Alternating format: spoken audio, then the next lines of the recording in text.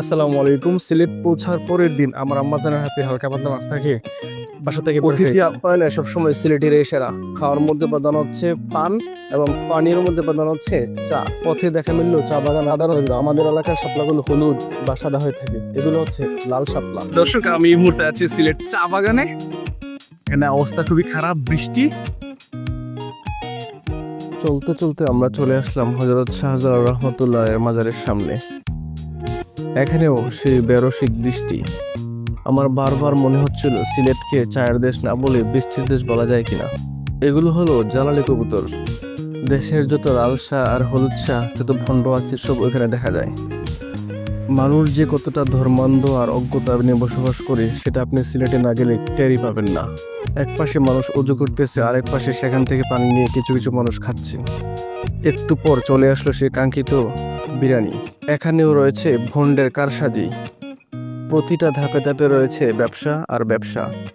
প্রতি জোড়া জুতা রাখা মাত্র 5 টাকা। ভাবছি 2026 সালের মধ্যে 10,000 কোটি টাকা মালিক না হতে পারলে সেখানে একটা এরকম ভণ্ডামি দোকান দেওয়ার ইচ্ছা আছে। কথিত আছে হযরত শাহজালাল রহমতুল্লাহের লাল মাছ দেখলে মানুষের ভাগ্য নাকি প্রসারিত হয়, যেটা পুরোটাই অজ্ঞতা, কুসংস্কার আর ভণ্ডামি। আমরা জুতার জন্য 1 টাকাও দেই নাই। একজন চলে গিয়েছে তো আরেকজন পাহারা দিয়েছি, আরেকজন চলে গেছে আরেকজন পাহারা দিয়েছি। আমরা তাদের চেয়ে কোনো অংশে কম না।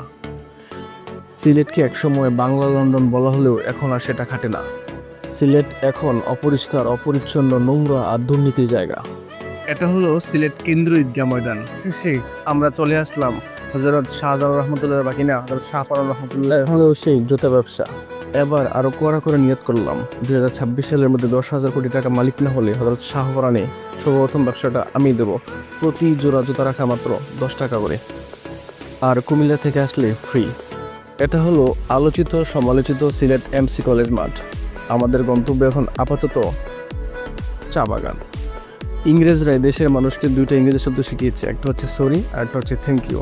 সাথে আরেকটা পানীয় শিখিয়ে গেছে, সেটা হচ্ছে চা।